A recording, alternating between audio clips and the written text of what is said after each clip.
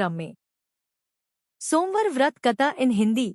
सोमवार के व्रत को लेकर मान्यता है कि इस व्रत को करने से भगवान शिव अपनी भक्तों की मुराद जल्दी पूरी करते हैं।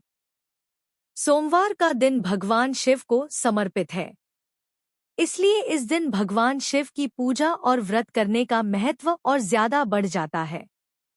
यदि आप सोमवार के व्रत करते हैं तो आपको सोमवार व्रत कथा पढ़ना बेहद जरूरी है, क्योंकि इसके बिना आपका व्रत अधूरा माना जाता है।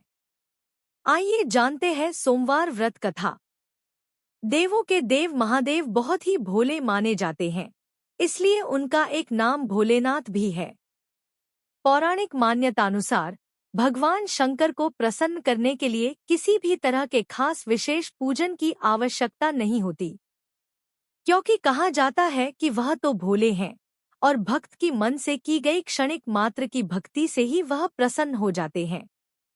अगर आप भी शिव की भक्ति और कृपा पाने के लिए सावन के सोमवार का व्रत करते हैं तो इस कथा से भोलेनाथ को प्रसन्न कर सकते हैं। एक बार किसी एक नगर में एक साहूकार था। उसके घर में धन की कोई कमी नहीं थी, लेकिन कोई संतान न होने के कारण वह बहुत दुखी था। संतान प्राप्ति के लिए वह हर सोमवार को व्रत रखता था और पूरी श्रद्धा के साथ शिव मंदिर जाकर भगवान शिव और माता पार्वती की पूजा करता था। उसकी भक्ति देखकर एक दिन मां पार्वती प्रसन्न होकर भगवान शिव से साहूकार की मनोकामना पूर्ण करने का निवेदन किया। पार्वती जी के आग्रह पर भगवान शिव ने कहा कि हे पार्वती, इस संसार में हर प्राणी को उसके कर्मों का फल मिलता है और जिसके भाग्य में जो हो उसे भोगना ही पड़ता है। लेकिन पार्वती जी ने साहूकार की भक्ति देखकर उसकी मनोकामना पूर्ण करने की इच्छा व्यक्त की। माता पार्वती के आग्रह पर शिवजी ने साहूकार को पुत्र प्राप्ति का वरदान तो दिया, लेकिन उन्होंने बताया कि यह बालक 12 वर्ष तक ही जीवित रहेगा। माता पार्वती और भगवान शिव की बातचीत को साहूकार सुन रहा था, इसलिए उसे ना तो इस बात की खुशी थी और ना ही दुख। वह पहले की भांति शिवजी की पूजा करता रहा। कुछ समय के बाद साहूकार की पत्नी ने एक पुत्र को जन्म दिया। जब वह बालक 11 वर्ष का हुआ तो उसे पढ़ने के लिए काशी भेज दिया गया। साहूकार ने पुत्र के मामा को बुलाकर उसे बहुत सारा धन देते हुए कहा कि तुम इस बालक को काशी विद्या प्राप्ति के लिए ले जाओ। तुम लोग रास्ते में यज्ञ कराते जाना और ब्राह्मणों को भोजन दक्षिणा देते हुए जाना। दोनों मामा भांजे इसी तरह यज्ञ कराते और ब्राह्मणों को दान दक्षिणा देते काशी नगरी निकल पड़े। इस दौरान रात में एक नगर पड़ा जहां नगर के राजा की कन्या का विवाह था, लेकिन जिस राजकुमार से उसका विवाह होने वाला था वह एक आंख से काना था। राजकुमार के पिता ने अपने पुत्र के काना होने की बात को छुपाने के लिए सोचा क्यों न उसने साहूकार के पुत्र को दूल्हा बनाकर राजकुमारी से विवाह करा दूं। विवाह के बाद इसको धन देकर विदा कर दूंगा और राजकुमारी को अपने नगर ले जाऊंगा। लड़के को दूल्हे के वस्त्र पहनाकर राजकुमारी से विवाह करा दिया गया। साहूकार का पुत्र ईमानदार था। उसे यह बात सही नहीं लगी, इसलिए उसने अवसर पाकर राजकुमारी के दुपट्टे पर लिखा कि तुम्हारा विवाह तो मेरे साथ हुआ है, लेकिन जिस राजकुमार के संग तुम्हें भेजा जाएगा वह एक आंख से काना है। मैं तो काशी पढ़ने जा रहा हूँ। जब राजकुमारी ने चुन्नी पर लिखी बातें पढ़ी तो उसने अपने माता पिता को यह बात बताई।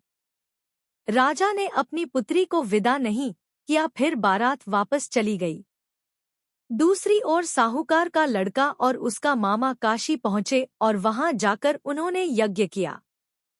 जिस दिन लड़का 12 साल का हुआ उस दिन भी यज्ञ का आयोजन था। लड़के ने अपने मामा से कहा कि मेरी तबीयत कुछ ठीक नहीं है। मामा ने कहा कि तुम अंदर जाकर आराम कर लो। शिवजी के वरदानुसार कुछ ही देर में उस बालक के प्राण निकल गए। मृत भांजे को देख उसके मामा ने विलाप करना शुरू किया।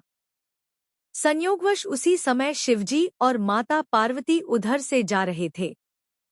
पार्वती माता ने भोलेनाथ से कहा, स्वामी, मुझे इसके रोने के स्वर सहन नहीं हो रहा, आप इस व्यक्ति के कष्ट को अवश्य दूर करें। जब शिवजी मृत बालक के समीप गए तो वह बोले कि यह उसी साहूकार का पुत्र है जिसे मैंने 12 वर्ष की आयु का वरदान दिया था। अब इसकी आयु पूरी हो चुकी है। लेकिन मातृभाव से विभोर माता पार्वती ने कहा कि हे महादेव, आप इस बालक को और आयु देने की कृपा करें, अन्यथा इसके वियोग में इसके माता पिता भी तड़पत्र कर मर जाएंगे। माता पार्वती के पुण्य आग्रह पर भगवान शिव ने उस लड़के को जीवित होने का वरदान दिया। शिवजी की कृपा से वह लड़का जीवित हो गया। शिक्षा पूरी करके लड़का मामा के साथ अपने नगर की ओर वापस चल दिया। दोनों चलते हुए उसी नगर में पहुंचे जहां उसका विवाह हुआ था। उस नगर में भी उन्होंने यज्ञ का आयोजन किया। उस लड़के के ससुर ने उसे पहचान लिया और महल में ले जाकर उसकी खातिरदारी की और अपनी पुत्री को विदा किया। इधर साहूकार और उसकी पत्नी भूखे प्यासे रहकर बेटे की प्रतीक्षा कर रहे थे। उन्होंने प्रण कर रखा था कि यदि उन्हें अपने बेटे की मृत्यु का समाचार मिला तो वह भी प्राण त्याग देंगे, परंतु अपने बेटे के जीवित होने का समाचार पाकर वह बेहद प्रसन्न हुए।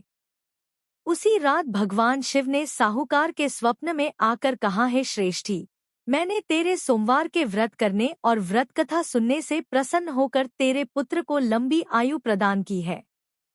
इसी प्रकार जो कोई सोमवार व्रत करता है या कथा सुनता और पढ़ता है उसके सभी दुख दूर होते हैं और सभी मनोकामनाएं पूर्ण होती हैं।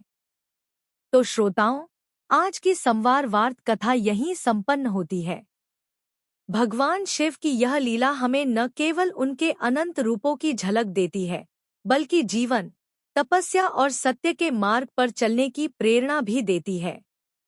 अगर आपको यह कथा भावभीनी लगी हो तो इस वीडियो को लाइक करें, शेयर करें और चैनल को सब्सक्राइब करना न भूलें, ताकि आप अगली बार की दिव्य कथा भी सुन सकें सबसे पहले। जय भोलेनाथ। हर हर महादेव।